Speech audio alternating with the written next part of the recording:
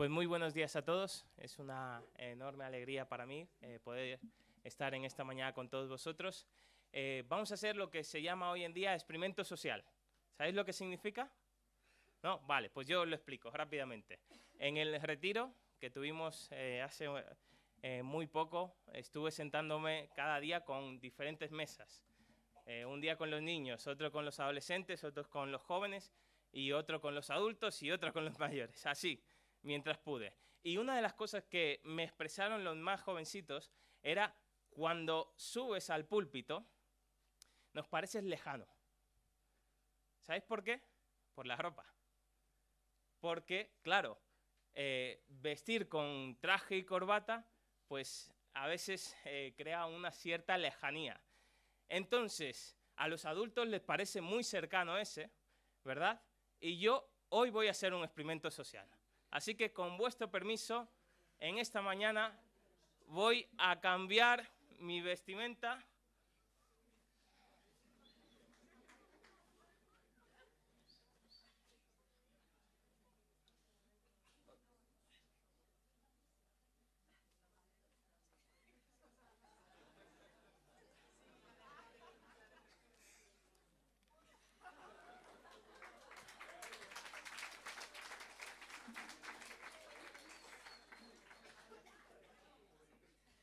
Está al revés, pero espero que nadie se dé cuenta, ¿vale? Vale. Ahora estáis vosotros experimentando lo que los más jovencitos experimentan cada domingo, ¿vale? Entonces es algo de entendernos los unos a los otros. ¿Veis este sudadera o como le llaméis? Con colores que parece, wow, ¿de dónde la has sacado? Bueno, en el retiro de jóvenes del año pasado hicimos esto. Estoy orgulloso de tenerla, ¿vale? Y yo me pregunto por qué nunca he visto a un joven con esto. Es verdad, yo tampoco me la había puesto hasta ahora, pero bueno. Vale, pues ya sí, los niños, los más jovencitos, si queréis salir, es el momento para poder hacerlo. Vale, más o menos, se me ve bien. Vale. En la mañana de hoy...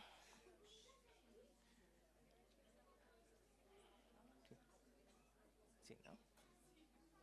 ¿Se ve bastante mal? ¿Así? A ver, tampoco tanto, ¿no?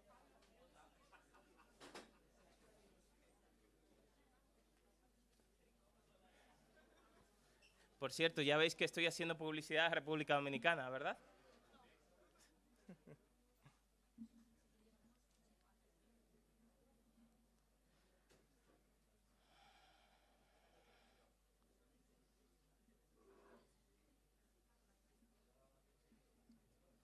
Vale, muy bien.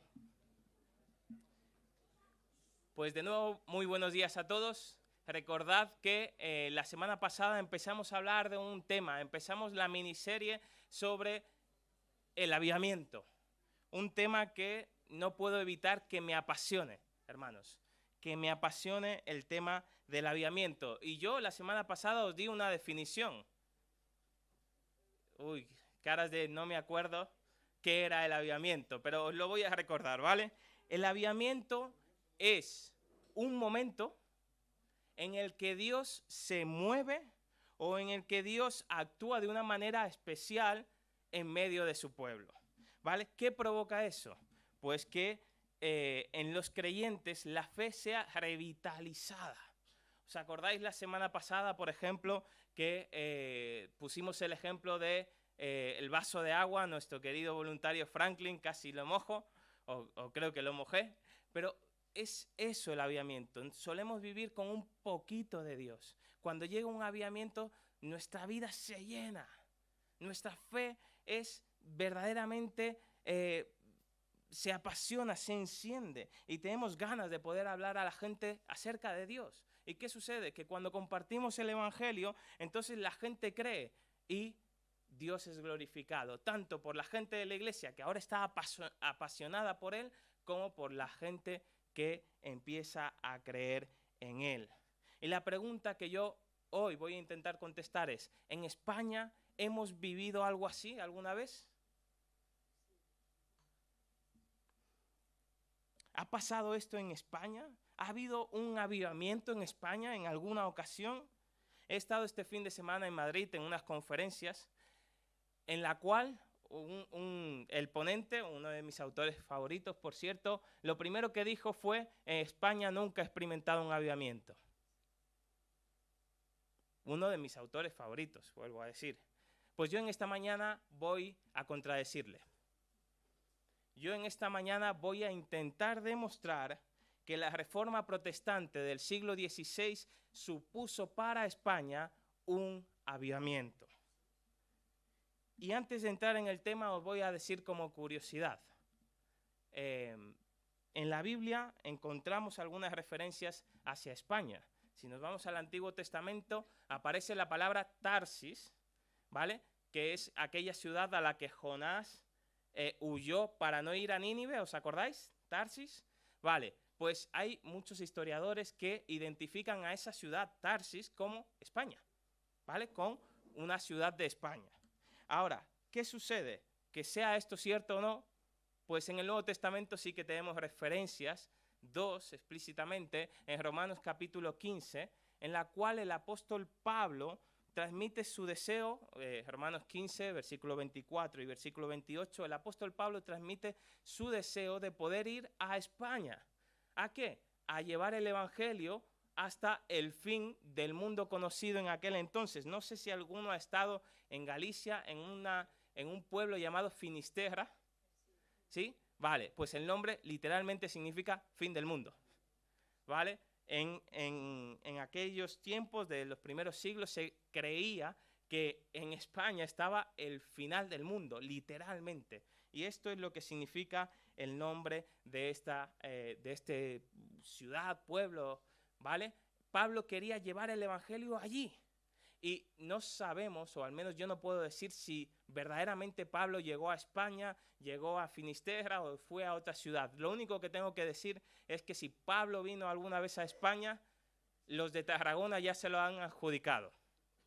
Porque si vais a Tarragona, allí tienen una estatua de Pablo, intentando recordar que Pablo estuvo en Tarragona. Así que os animo a visitar la ciudad de Tarragona, donde ellos dicen que estuvo el apóstol Pablo. ¿Vale? Hoy quiero, recuerda, intentar demostrar que la reforma protestante del siglo XVI fue un avivamiento en España, pero que al mismo tiempo el mensaje que transformó a los españoles en aquel entonces también puede transformarnos a nosotros hoy en día. Es lo que voy a intentar demostrar. ¿Y cómo lo vamos a estudiar? El bosquejo es el siguiente. 4 ideas, ¿vale? Lo primero que voy a decir es ¿qué hizo necesaria la reforma? ¿Qué fue lo que hizo necesario la reforma? Segundo, veremos el desarrollo de la reforma en España, sobre todo en 2 ciudades, Sevilla y Valladolid.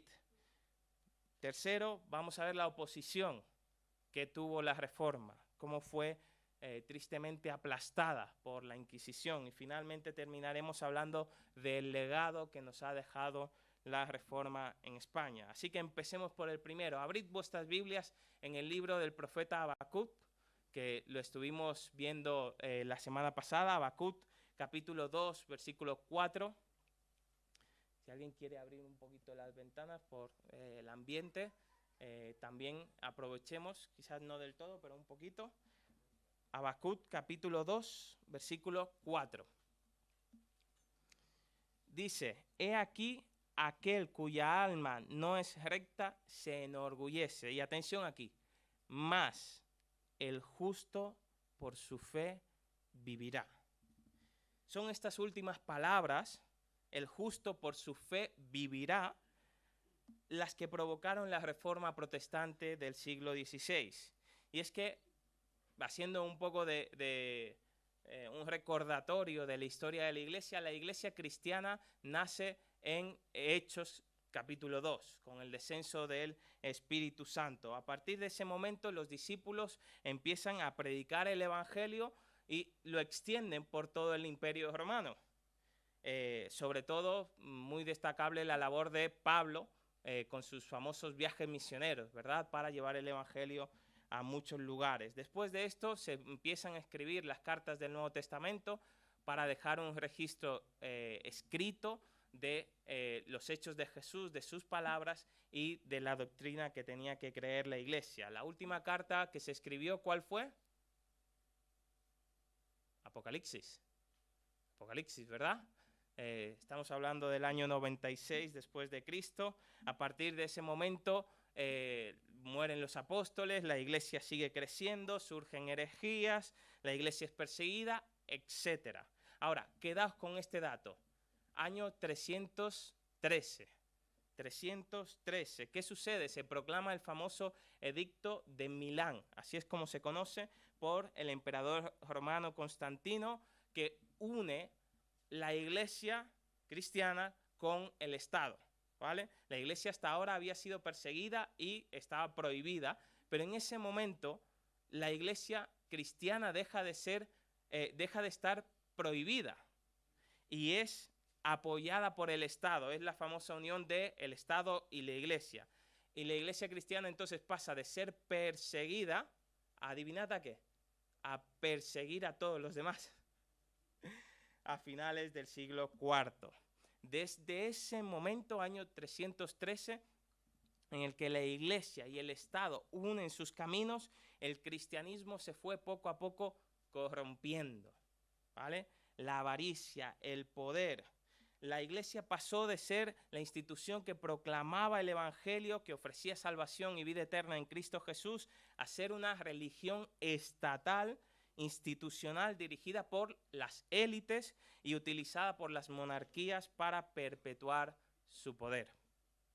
El hartazgo llegó a ser tal que cuando la avaricia de la iglesia llevó a la famosa venta de las indulgencias, los que han presidido hoy lo han explicado muy bien. Una indulgencia era un documento que perdonaba pecados tuyos o de otros, vivos o muertos, previo pago de dinero, evidentemente.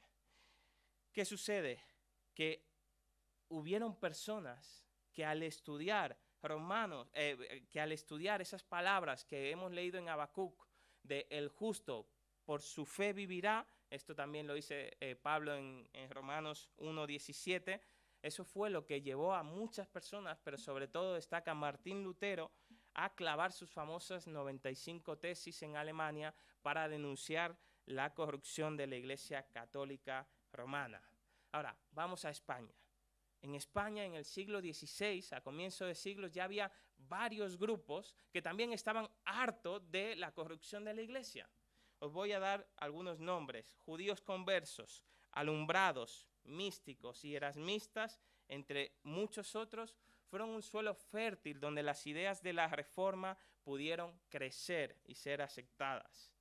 Es como si durante mucho tiempo España se estuviese preparando para ese momento, porque verdaderamente habían deseos de reformar la iglesia, de acabar con esa corrupción. Hoy en día, yo creo que nuestro contexto, estoy hablando del siglo XXI, es parecido al de la Reforma. Tú dirás, ¿por qué? Bueno, quizás no se vendan indulgencias, pero ¿acaso no se necesitan hoy en día los me gusta, los famosos likes de las redes sociales para sentirnos aprobados por las personas? Subimos una foto y si tiene más de 100 likes, nos sentimos bien. Si tiene menos, parece, de hecho, tú puedes hoy en día comprar me gustas, puedes comprar seguidores para tus redes sociales pagando una buena cantidad de dinero, claro está. Por un lado tenemos a nuestra sociedad, una sociedad superficial, inmaterial, que ignora a Dios y te dice que tú eres lo importante, que el aquí y ahora es lo único que podrás disfrutar en esta vida. Pero por otro lado tenemos a la iglesia, que no ha sabido llevar el mensaje a todo el mundo y hemos dado una imagen de legalismo. Si no me crees, intenta predicar el evangelio a alguien en la calle. Te verá como un legalista, alguien que va a impedirle disfrutar de la vida. Y ellos quieren ser libres. Por lo tanto, no quieren hablar de religión, porque para ellos la religión funciona: haz esto, vive de esta manera y entonces serás salvo. Ellos no quieren eso. Estos dos extremos, la sociedad y la la iglesia que no ha sabido llevar el mensaje, es la que nos reta a nosotros hoy en día a redescubrir y volver a las Escrituras. Lo mismo que hicieron los reformadores, recordar el Evangelio. No podemos salvarnos tú y yo por nosotros mismos. El justo por su fe vivirá. Y yo aquí añado y especifico, ¿por qué fe? Por la fe en Jesucristo y solo en Él. Así que, recapitulando, ¿qué hizo necesario la reforma protestante? La corrupción de la iglesia. ¿Por qué es necesaria una reforma hoy en día o un avivamiento entre nosotros? Por un lado, porque la sociedad está corrupta, y por otro lado, porque la iglesia no ha cumplido su misión de llevar el evangelio. A veces hemos sido solo legalismo y ahí nos hemos quedado. Pero ¿qué pasa cuando hay personas en una sociedad que no solo se quejan, sino que claman a Dios y piden: Señor, transforma mi sociedad, transforma mi iglesia? ¿Qué pasa cuando la gente hace eso? ¿Os acordáis de la semana pasada de Habacuc? Pues Dios responde. Y eso fue lo que sucedió en España. ¿Cómo llegó la reforma a España? Aquí ya estoy en el desarrollo de la reforma en este país. Recuerda la fecha, 1517, es cuando Martín Lutero en Alemania clava esas 95 tesis.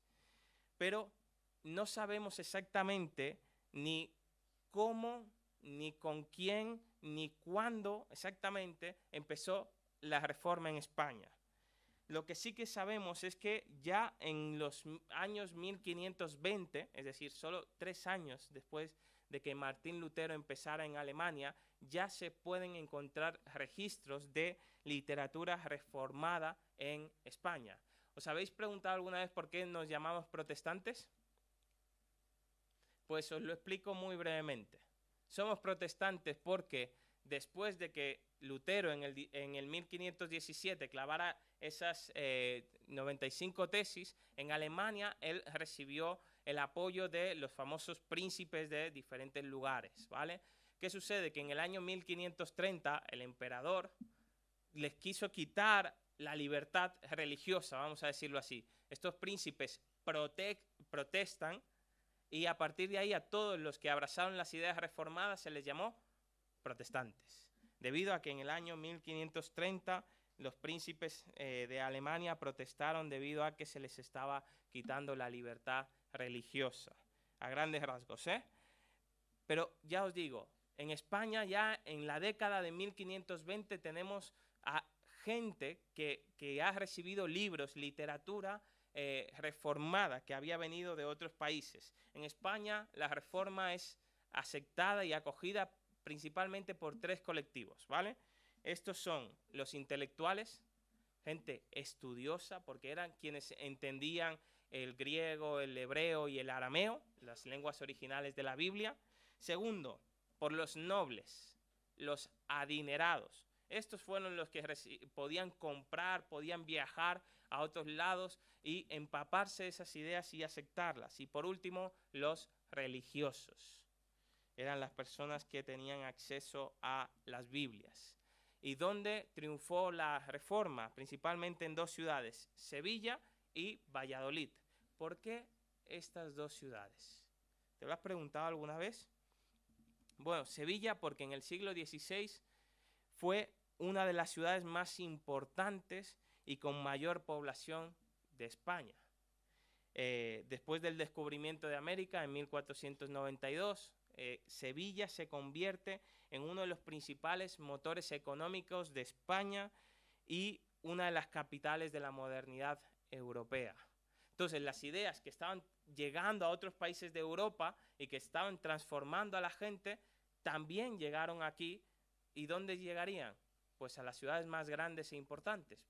Sevilla es el claro ejemplo de ello. ¿Y por qué Valladolid? ¿No? Hoy Valladolid nos parece como una ciudad un poco importante. Pero fijaos, en aquel entonces, siglo XVI, Valladolid era la capital de Castilla la Vieja, como se le conocía, y la sede de la corte imperial, que se iba moviendo de una ciudad a otra, en aquel entonces estaba en Valladolid, precisamente antes que el emperador Felipe II la moviera definitivamente a Madrid. De hecho, entre los años 1601 y 1606, Valladolid fue la capital del Imperio Español, por si no lo sabíais. Así que en la Reforma en España jugó un papel importante también la Universidad de Alcalá de Henares. ¿Hay alguien que estudie allí o haya estudiado ahí? ¿No? Bueno, Miriam. Pues que sepas que la Universidad de Alcalá de Henares, aquí en Madrid, jugó un papel importantísimo, porque precisamente en esa, ¿os acordáis cuáles eran los 3 colectivos donde triunfó la Reforma en España? Intelectuales, los que habían estudiado precisamente en universidades como la de Alcalá.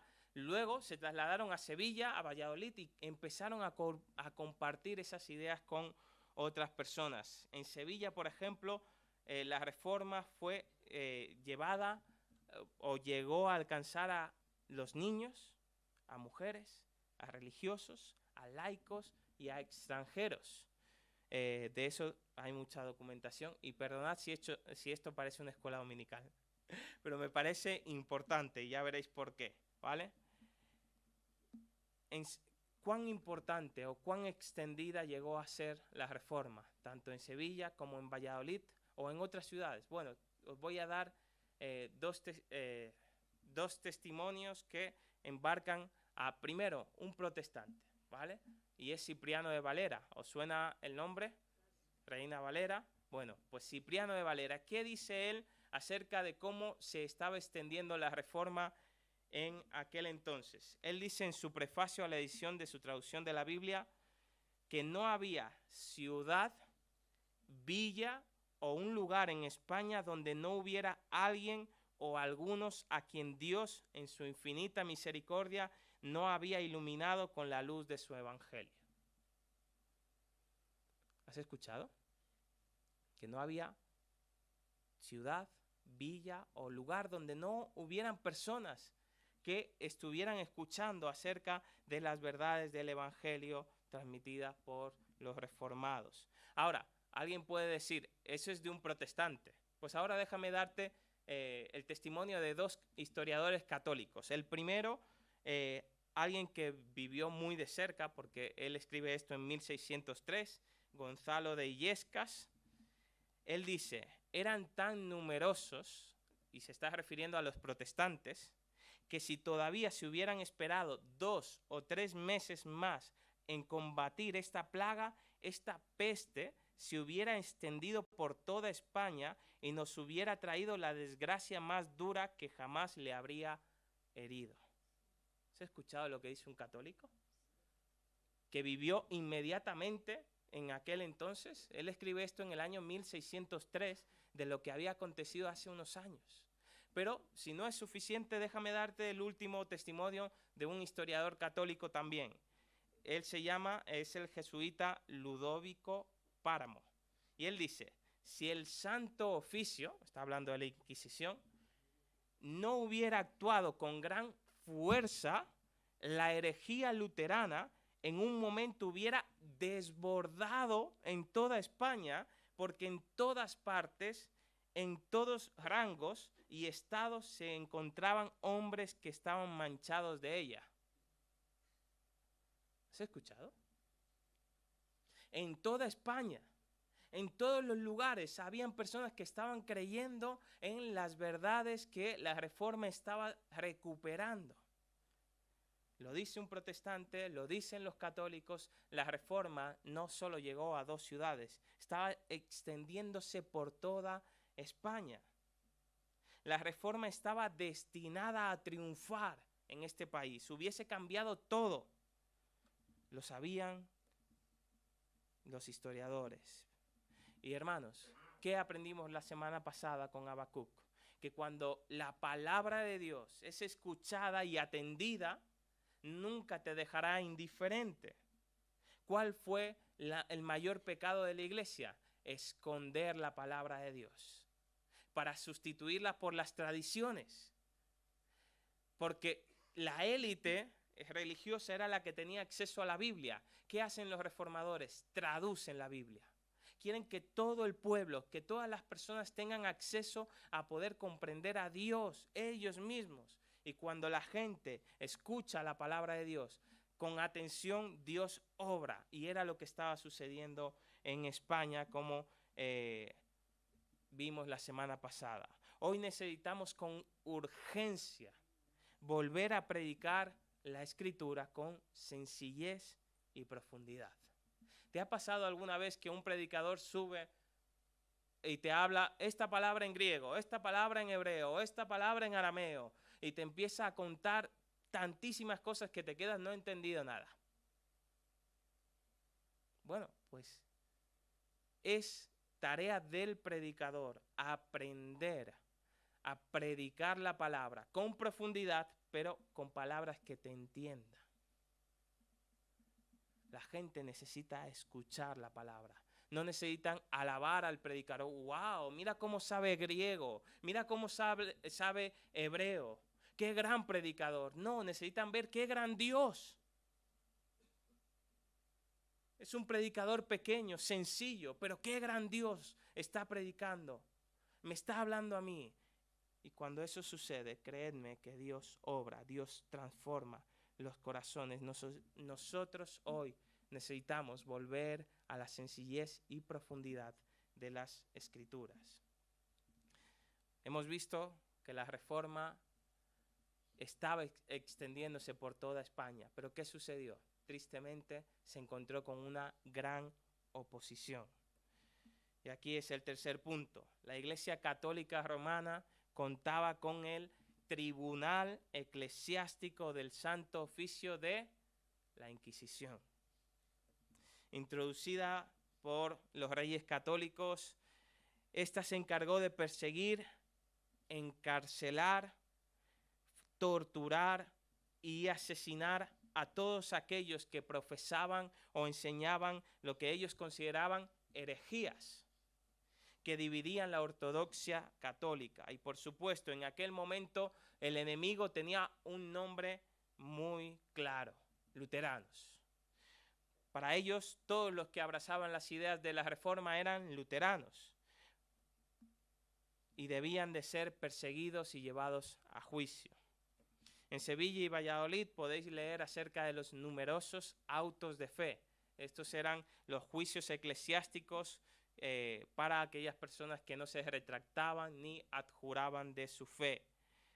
Esas personas terminaban siendo asesinadas, y los que no lo fueron es porque huyeron mientras pudieron de España.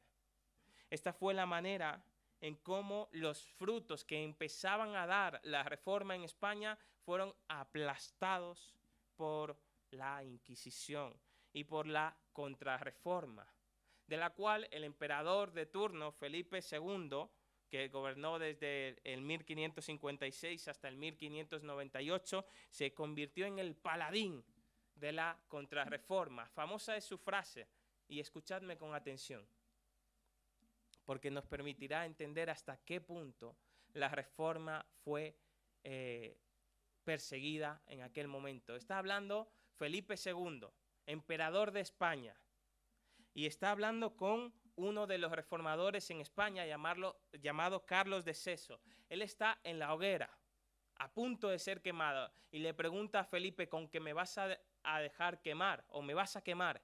¿Y sabéis lo que le contestó el emperador? Él dijo: aún si mi hijo fuera hereje como vos, yo mismo traería la leña para quemarle. ¿Has escuchado eso? ¿Hasta dónde llegó el odio de esta persona contra los reformadores? A tal punto que estaría dispuesto a quemar a su propio hijo si fuese un reformado. ¿Por qué la Reforma, a diferencia de otros países como Alemania, no triunfó en España? Bueno, es porque la Inquisición aquí se encargó de perseguir y asesinar a todos aquellos que creían esas enseñanzas. En países como Alemania, Lutero contó con la protección de los príncipes y de los gobernantes que impidieron que fuera asesinado, literalmente. Pero en España los reformadores fueron perseguidos, asesinados y obligados a irse a otros países. Y yo me pregunto, ¿tú y yo estamos orando por un avivamiento? Amén. Si no lo estás, empieza a orar por un avivamiento.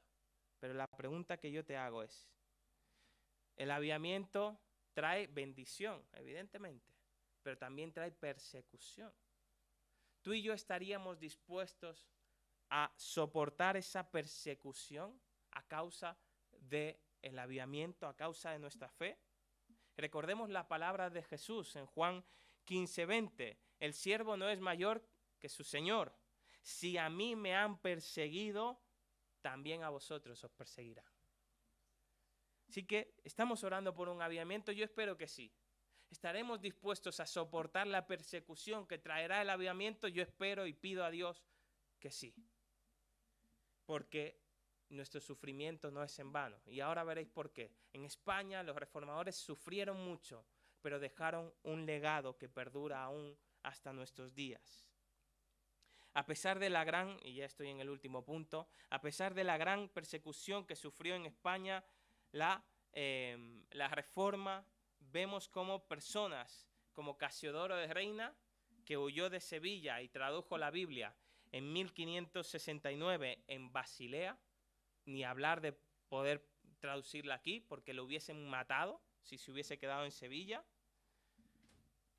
pero la tradujo en Basilea, Biblia que sería luego revisada y corregida por Cipriano de Valera en el año 1602 en Ámsterdam. Tampoco pudo hacerlo aquí. Esta fue la primera Biblia completa en castellano, año 1569, y luego la revisión en el año 1602. Pero fijaos, cuánta influencia ha tenido esta Biblia de estas dos personas, Casiodoro de Reina y Cipriano de Valera, que la Biblia más leída, más vendida y más amada en castellano es precisamente la Reina Valera. Es la Biblia que más los hispanohablantes leemos y tenemos. Y debemos de dar gracias a Dios por personas como estos dos hombres que estuvieron dispuestos a arriesgar su vida para que otros pudieran escuchar el Evangelio como tú y yo hoy lo estamos haciendo. Así que no fue en vano la Reforma en España. Sí, sufrieron mucho, pero dejaron semillas que con el pasar del tiempo crecerían y darían su fruto. Porque Dios promete que su palabra nunca volverá vacía. Fijaos lo que dice en Isaías 55, versículos 10 y 11. Porque como desciende de los cielos la lluvia y la nieve, y no vuelve allá, sino que riega la tierra y la hace germinar y producir, y da semilla al que siembra y pan al que come, fíjate, así será mi palabra que sale de mi boca. No volverá a mí vacía, sino que hará lo que yo quiera y será prosperada en aquello para lo que lo envíe. Y es lo que vemos, que la Reforma nos ha dejado el legado de su palabra. Nos ha dejado la vida de innumerables cantidades de personas que dieron su vida por el Señor. Para que alguien entonces venga y me diga que España nunca ha vivido un avivamiento. Entonces yo digo, si eso no fue un avivamiento, ¿qué fue? Creo que estas palabras es deshonrar el legado de esas personas. Es deshonrar su sacrificio. Estoy totalmente de acuerdo con un historiador contemporáneo, él se llama Manuel de León. Él define la Reforma protestante del siglo XVI en España como, atención, el mayor avivamiento de todos los tiempos en la vida espiritual de España. Y estoy de acuerdo con él. Y si no, entonces podemos hablar, dime otro periodo en la historia en la que la fe creció tan rápido y tan fuerte como en aquel momento. Personas que estuvieron dispuestas a dar sus vidas. Hablaremos más adelante de otros momentos que también sucedió algo parecido, pero estoy de acuerdo con este hombre que dice que la Reforma Protestante en España fue el mayor avivamiento que ha vivido este país. Queridos hermanos, he intentado demostrar en esta mañana que la Reforma fue un avivamiento, pero no para que tú y yo nos vayamos de aquí con nuestra cabeza inflada y pensemos, wow, qué bonito fue esa época en España. No, lo que quiero que entiendas es que las mismas palabras, el mismo mensaje que transformó España en el siglo XVI, puede y transforma España hoy en día. Puede transformarte a ti. ¿Por qué?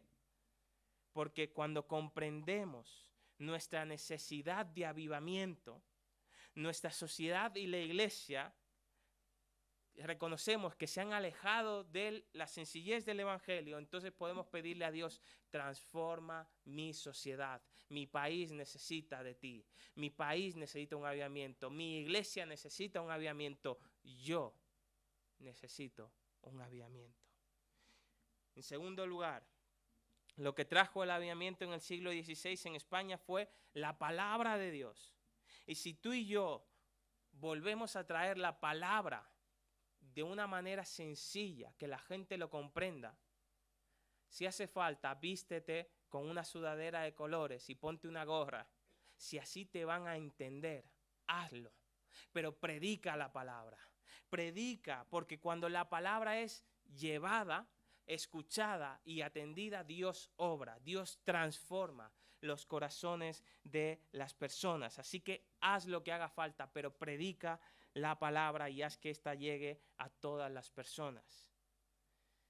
Tercero, tenemos que estar dispuestos a pagar el precio del avivamiento. Si Dios trae un avivamiento a este país, créeme que salvará a muchas personas, pero también nos perseguirán a muchos. Entonces tenemos que estar dispuestos a pagar por ver un avivamiento en este país. Y finalmente, estamos retados, desafiados a dejar un legado para la siguiente generación. Los reformadores lo hicieron y nosotros hoy somos bendecidos gracias a lo que ellos hicieron. Pues tú y yo estamos llamados a dejar un legado para nuestros hijos, para nuestros nietos, para los que vienen detrás de nosotros. Así que anímales a que tomen el relevo, pasa la antorcha a la siguiente generación para que veamos, ojalá podamos ver con nuestros ojos un avivamiento en España para que Dios sea glorificado. Y mi pregunta para ti es, ¿quieres que esto suceda? Sí, pues voy a invitar al grupo de alabanza que pase por aquí. Vamos a expresar, la semana pasada lo expresamos a través de oraciones. Hoy te invito a que te pongas de pie. Vamos a expresárselo a Dios a través de una canción que conocemos, pero una canción sobre todo que nos puede transmitir la necesidad que hay en España y nos puede desafiar para poder ver esto logrado. Así que gracias al grupo de alabanza y cuando quieran para dirigirnos.